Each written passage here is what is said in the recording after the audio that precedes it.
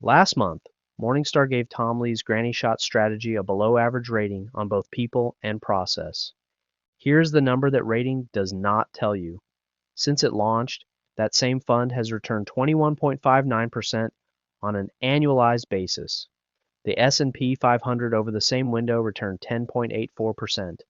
It nearly doubled the index Morningstar measures it against. The rating was on the equity version, GRNY. I own the income version, GRNI. Same underlying engine, with an overlay targeting roughly 10% annual income paid monthly. And I bought more this week. This is not a defense of Tom Lee.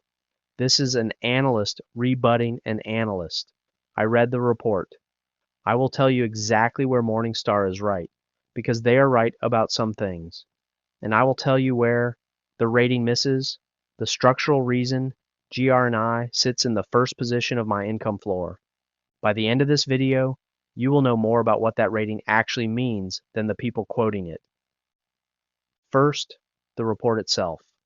Morningstar's Medalist Rating runs 3 pillars: people, process, and parent.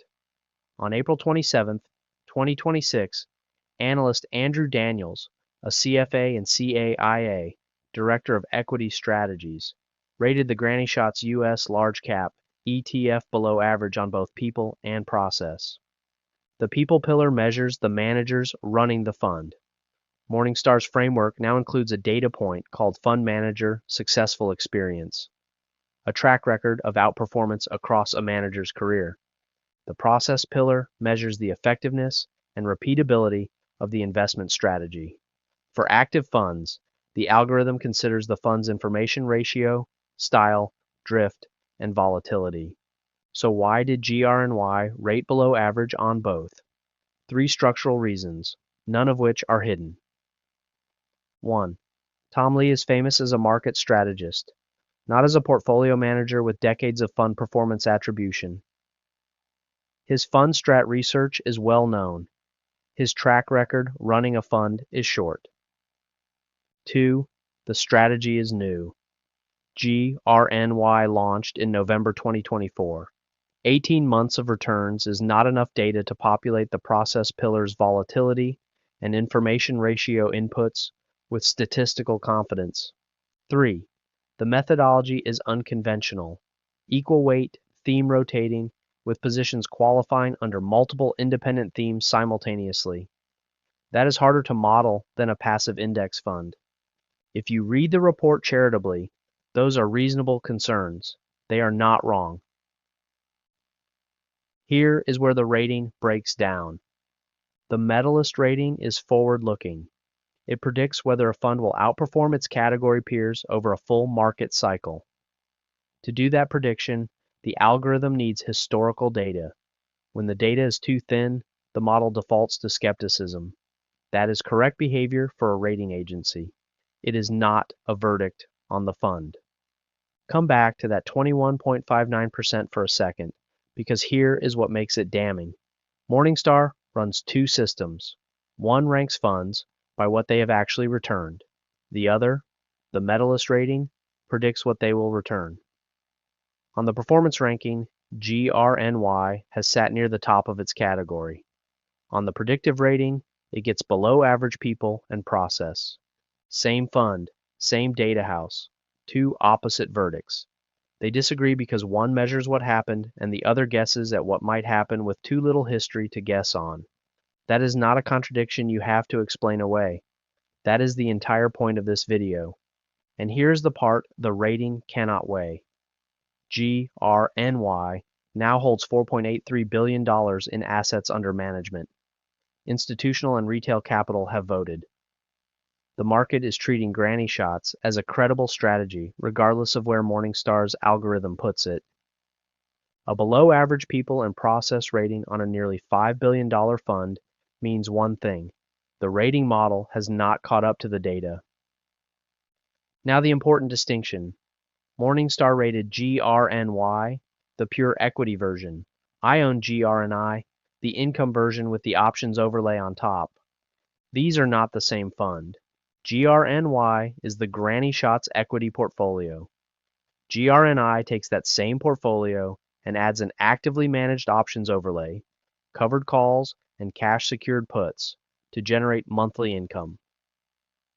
For an income investor, the question is not whether the underlying methodology earns a Morningstar Gold medal. The question is whether the options overlay is structurally sound and the underlying is structurally credible. I evaluate income funds on 3 filters: distribution durability, NAV stability, and the quality of what the calls are written on. Since GRNI launched in November 2025, the price has climbed to roughly $21. The principal has not bled. It has grown, even while paying income out every month. And the distribution overlay targets roughly 10% annualized, paid monthly. Now the honest comparison, year to date, GRNI returned 7.44%. Its underlying equity portfolio, GRNY, returned 9.33%. The S&P returned 9.65%. Read that the right way. GRNI gives up a slice of the equity upside, that is the cost of the options overlay. In exchange, it converts that slice into a 10% annual income stream paid in cash every month. It is not trying to beat the S&P. It is built to capture most of the granny shots engine while handing you income the index does not pay. That is the trade. And over its short life, it has made that trade cleanly, tracking its underlying within about 2 points while distributing real cash. The Morningstar Medalist Rating measures expected outperformance versus category peers. For an income ETF, that is the wrong scorecard. The right scorecard is, did the fund deliver the income it promised? Did the principal hold? And is the underlying alpha source legitimate? On all 3, GRNI has delivered for 6 months. That is still a short track record. I will say that out loud, but it is the right scorecard. There is a parallel here that the fitness side of this channel has drilled for years. When a new lifter walks into a gym, the first thing other people do is evaluate their form. The form gets a below average rating from anyone with an opinion. The bar path is not clean. The depth is shallow. The bracing is loose. The form rating is not wrong. The form rating is also not the only thing that matters. If the lifter is showing up 4 times a week, if the weight on the bar is moving, if recovery is being respected, if the volume is being tracked, then the system is working. The form gets cleaned up over time as a byproduct of consistent training. A rating agency analyzing the form on month 1 would correctly identify the inefficiency. The same rating agency would miss the trajectory. If this framework is useful, hit the like button. It helps other people who think this way find the channel. GRNY and GRNI are in month 18 and month 6, respectively. The form rating is what the data allows. The trajectory is what the position is built on. I do not exit a position because of a rating model. I exit a position because the thesis breaks. The thesis has not broken. 3 things I'm tracking forward. 1. Whether monthly distributions hold their pattern as volatility regimes shift. 2. Whether NAV stability persists across a real drawdown. 6 months of a constructive market is not a stress test. 3. Whether GRNI's AUM grows toward the $100 million mark, which would tighten bid-ask spreads and lower execution friction. If any one of those 3 breaks, I revisit the position. Not because Morningstar said so, because the thesis said so. GRNI is position 1 in my income floor sequence. That has not changed because of an April 27th rating. It would change if the structural thesis broke. It has not. Subscribe if you want the GRNI versus GRNY breakdown next. Same stocks, very different fund.